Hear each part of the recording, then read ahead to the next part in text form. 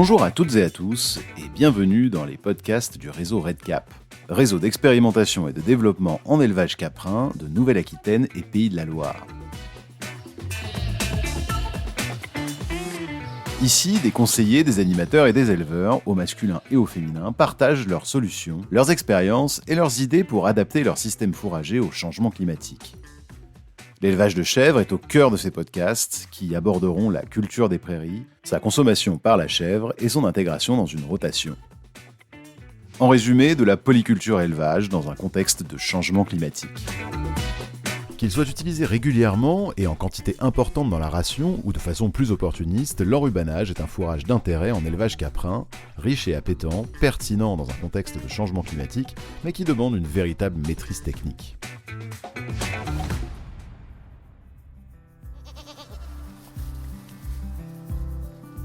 Du champ à l'auge, quels sont les facteurs de réussite et de risque liés à la récolte de l'herbe en enrubanage ?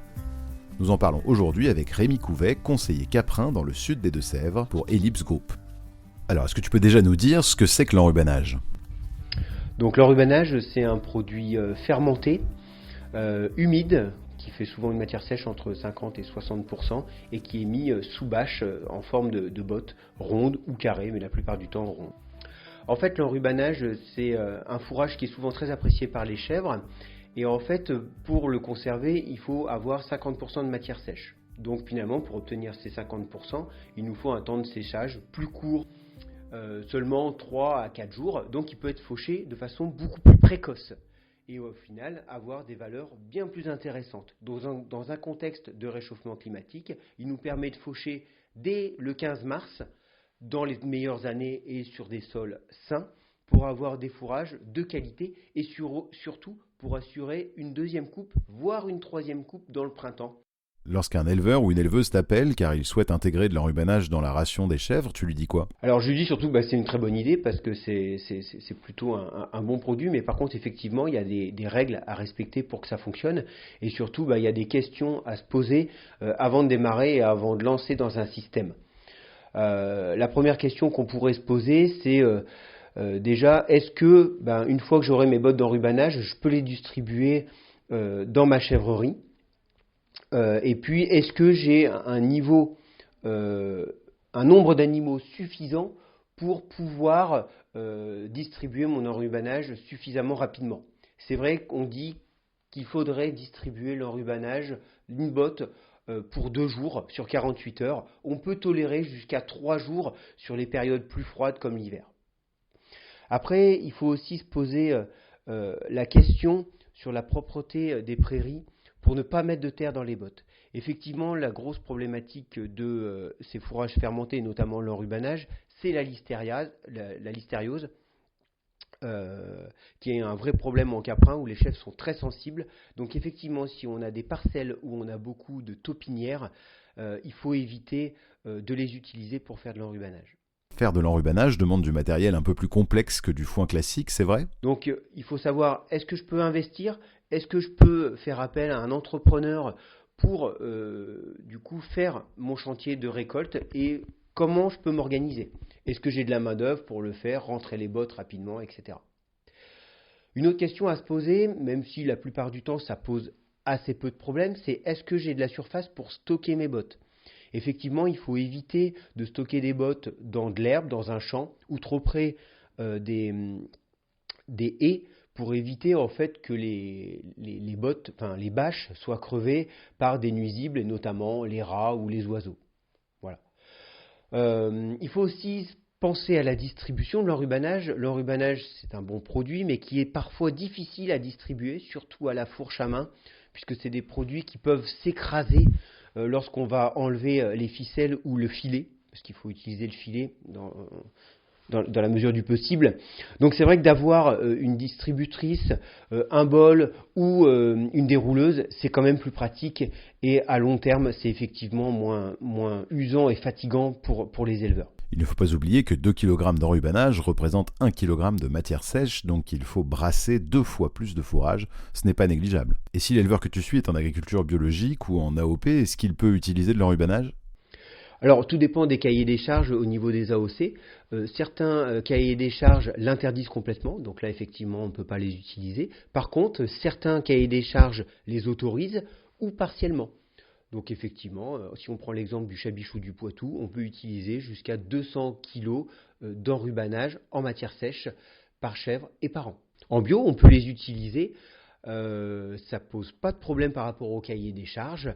Et Rémi, est-ce que tu peux nous proposer maintenant quelques recommandations pour réussir son enrubanage? Alors je dirais que ça commence même avant le champ, puisque en fait on a des espèces qui se comportent plus ou moins bien par rapport à la fermentation et donc dans des bottes d'enrubanage. Effectivement, les graminées, et notamment le raigra italien, qui est très riche en sucre, fermente beaucoup plus vite que de la luzerne ou du trèfle violet par exemple, et donc on a la plupart du temps moins de soucis de conservation sur les graminées. Pour autant, on peut très bien enrubaner de la luzerne, mais il faut être d'autant plus rigoureux sur les pratiques et éventuellement mettre un conservateur pour gagner en rapidité sur les fermentations. Ce qui est important, mais ça c'est vrai aussi pour les fourrages, c'est le stade de récolte. Pour avoir un enrubanage de qualité, tout passe déjà par la plante à la base que l'on va faucher. Et effectivement, il faut qu'à la base, la plante soit de très bonne qualité. Et donc, ça veut dire que la récolte doit être le plus précoce possible. Et donc, pour un raigra, on va viser avant le début de l'épiaison. On parle souvent d'un épi à 10 cm dans la gaine. Et puis, pour une luzerne, c'est avant le début du bourgeonnement. Évidemment, si vous avez une luzerne qui est déjà fleurie, vous avez beau la mettre en enrubanage, elle restera de qualité moyenne, voire médiocre. Et alors, est-ce qu'il y a des recommandations en matière de hauteur de fauche? Alors oui, c'est important de faucher relativement haut. Alors on a pour habitude de dire 8-10 cm de façon plus pratico-pratique. En gros, c'est une hauteur de main que vous mettez dans votre parcelle pour voir si la fauche est adéquate en termes de hauteur. Alors pour plusieurs raisons, déjà parce que dans le bas de la plante, vous n'avez pas forcément de valeur, c'est très cellulosique, très ligneux, donc pas forcément beaucoup d'intérêt. Ça permettra aussi à la plante de repartir beaucoup plus vite en termes de reprise et pour penser aux coupes suivantes, de la deuxième, la troisième, voire la quatrième pour la luzerne. Et puis il y a aussi un effet dangerosité pour percer les bâches. Quand vous avez des plantes coupées très basses, à 2-3 cm, vous avez finalement une hauteur de plante qui est très rigide et qui pourra éventuellement percer les bâches, surtout si l'épaisseur du nombre de bâches n'est pas suffisante. Attention aussi, la hauteur vous permettra d'éviter, si vous avez un peu de pierre, un peu de taupinière, forcément plus vous faucherez haut et plus vous éviterez d'avoir de la terre. Et puis ça permet aussi la hauteur de tige de mettre un petit courant d'air entre votre andin et le sol, et ça améliorera la vitesse de séchage pour votre fourrage. Après, effectivement, quand vous allez endainer et faner, c'est très important de ne pas toucher le sol pour ne pas remonter de cailloux et de terre dans les fourrages. Une règle aussi qui est importante, c'est les niveaux de matière sèche. Avant de botteler, il faut viser entre 50 et 65%. Un enrubanage à 45% de matière sèche, vous risquez pas, vous n'avez pas de danger en particulier, mais ça veut dire que par ailleurs, il faut être rigoureux, notamment sur les problèmes de terre, je le répète une énième fois. On arrive maintenant au bottelage. Quelles sont les recommandations à ce moment-là? Le but numéro 1 du pressage, quand on fait les bottes, c'est de chasser l'air. Il faut qu'il y ait un minimum d'air dans les bottes. Donc pour ça, il faut presser fort et de façon homogène sur l'intégralité de la botte. C'est pour ça qu'il faut absolument une chambre variable dans la presse, de façon à ce que le fourrage soit dépressé dès le noyau. Si vous avez une presse avec un cœur mou, il ne faut pas l'utiliser pour l'enrubanage, c'est vraiment interdit. En plus de ça, pour chasser l'air au maximum, c'est important de couper au rotocut votre fourrage, c'est-à-dire qu'il faut placer des couteaux derrière le pick-up de façon à trancher le fourrage. Ça permettra de presser plus fort, de chasser plus l'air. Le problématique par rapport à ça, c'est qu'au niveau de la distribution, ça peut rendre les choses un peu plus compliquées parce qu'en fait vos bottes vont avoir tendance à s'écrouler, à se déformer lorsque vous allez l'ouvrir et enlever le filet. Qui dit enrubanage dit plastique. Combien de couches? Alors, ça dépend des fourrages que vous allez enrubaner. Si vous êtes sur des graminées qui sont des plantes plutôt tendres, notamment si c'est des graminées qui sont jeunes, 4 couches suffiront. Si vous êtes sur une luzerne, on va plutôt viser 6 à 8 couches parce que vous pouvez avoir en fait des tiges pointues qui vont venir percer les bâches. Alors ce qui est important aussi, au-delà du nombre de couches, c'est qu'elles soient bien superposées. Vous pouvez effectivement observer, si vous avez une vieille bâche qui a été utilisée, vous pouvez regarder par transparence en regardant la lumière ou le soleil, et si vous voyez en fait des tranches de bâches, ça veut dire qu'elles ne sont pas superposées correctement et de façon homogène, et que vous n'avez pas le même nombre de couches de bâches de façon homogène sur toute la botte. Alors l'enrubanage permet de stocker à l'extérieur et assez facilement, de façon assez souple, le fourrage, mais je présume qu'il y a aussi des précautions à prendre à ce moment-là. Oui, effectivement. Alors, lorsqu'on le stocke, c'est important déjà de le stocker sur un endroit où on va pouvoir circuler facilement, donc une plateforme bétonnée ou en tout cas bien empierrée pour éviter surtout les nuisibles. Et c'est surtout important, notamment quand on les stocke et quand on les range, de les porter avec une pince spécifique pour l'enrubanage. Et surtout, ce qui est important, c'est de l'utiliser une seule fois. C'est-à-dire que quand on la sort du champ, on la prend une fois, on la pose. Et la prochaine fois que vous la prendrez, c'est pour être distribué aux chèvres. On ne doit pas transporter de l'enrubanage et le réutiliser 15 jours ou 3 semaines après. Vous allez décoller votre bâche, potentiellement créer des poches d'oxygène et faire des reprises en fermentation. Donc ça, c'est vraiment à ne pas utiliser. Ces dernières années, on a vu se développer différentes couleurs de balles. Y a-t-il des recommandations ou peu importe la couleur? Aucune importance, hein. Si vous voulez mettre des bottes roses pour octobre rose ou marron pour les hommes, il n'y a pas d'importance. La seule petite chose qu'on peut mettre en avant, c'est que sur des boules d'enrubanage blanches ou jaunes, vous pouvez avoir des insectes qui sont attirés par ces couleurs, qui sont liés en fait à la couleur du pollen. Et forcément, s'il y a des insectes, vous allez attirer des oiseaux et potentiellement des oiseaux qui vont venir percer les bâches en marchant dessus ou en piquant les insectes qui y sont posés. Maintenant que l'enrubanage est récolté et stocké de façon sécurisée, il va falloir faire le rationnement et intégrer cet enrubanage dans la ration des chèvres. Quelles sont les recommandations à respecter pour que tout se passe bien? L'enrubanage dans les rations, c'est formidable, mais effectivement, comme tu l'as dit, il y a des règles à respecter pour que ça fonctionne bien. La première chose, c'est un enrubanage. Si jamais il y a du moisi, il faut essayer de l'enlever. Il faut l'enlever d'ailleurs.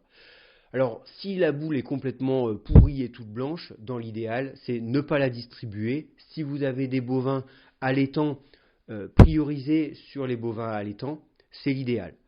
Si après vous avez quelques taches de moisi, vous pouvez simplement les enlever. N'ayez pas peur d'enlever large parce que le moisi, ce n'est pas uniquement la tache de blanc, il peut y en avoir aussi autour et partout dans la botte. Il faut veiller aussi, lorsque vous l'intégrez, à mettre en place une transition alimentaire. Si vous passez d'un fourrage sec à un enrubanage, vous pouvez faire une transition sur une semaine en faisant moitié-moitié par exemple.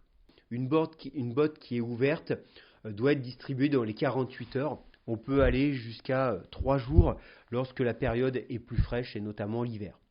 Et comment on pilote la ration avec de l'enrubanage? L'enrubanage, c'est important qu'il soit rationné et le niveau de refus ne doit jamais dépasser 5%. Donc on peut l'intégrer par contre sur des quantités allant jusqu'à 2 kg, 2,5 kg pour une matière sèche à 1 kg, 1,5 kg dans la ration sans problème. Dans l'idéal, c'est bien de le distribuer quand même avec un foin en complément pour sécuriser. Alors à l'auge ou en râtelier, c'est pas gênant. Par contre, c'est bien quand même d'avoir un fourrage assez appétant, puisque l'enrubanage est lui, la plupart du temps, très appétant. Donc si jamais vous avez à côté de ça un fourrage d'appétence médiocre, en fait les chèvres vont pas du tout le manger. Et là, du coup, il n'y a plus d'intérêt d'en distribuer. Si vous avez donc ce fourrage en complément qui est appétant, vous pouvez le mettre lui plus à volonté et tolérer 10 à 15% de refus. Cette quantité de fourrage, si elle est distribuée à l'auge, vous allez la piloter au refus. C'est-à-dire que s'il y a un jour où les chèvres ont tout mangé, le lendemain vous augmentez un petit peu la quantité à distribuer. Si à l'inverse, les chèvres ont laissé beaucoup de refus, de l'ordre de 20 à 30%, eh bien vous diminuez. Attention à éviter aussi, si vous avez un fourrage sec, donc un foin triable, de ne pas avoir trop de refus. Et les refus d'enrubanage, on en fait quoi ? Une règle qui paraît assez évidente, mais comme tout fourrage fermenté, il faut éviter de mettre les refus d'enrubanage directement dans la litière, qui effectivement pourrait faire chauffer la litière et vous amener des problèmes, notamment de coliformes. Et ça peut être très embêtant, notamment si vous travaillez avec du lait cru. Si vous souhaitez aller plus loin sur ce thème, des références techniques sont disponibles sur le site internet du réseau RedCap. Ce podcast a été réalisé dans le cadre du projet Info Éco Cap 3, coordonné par le réseau RedCap, l'ANICAP Nouvelle-Aquitaine et l'Institut de l'élevage, avec le soutien financier de la région Nouvelle-Aquitaine et de l'Union européenne. Réalisation Jérémy Jost et Servane Leclerc, montage Philippe Berthet, propos recueillis en 2024 et 2025.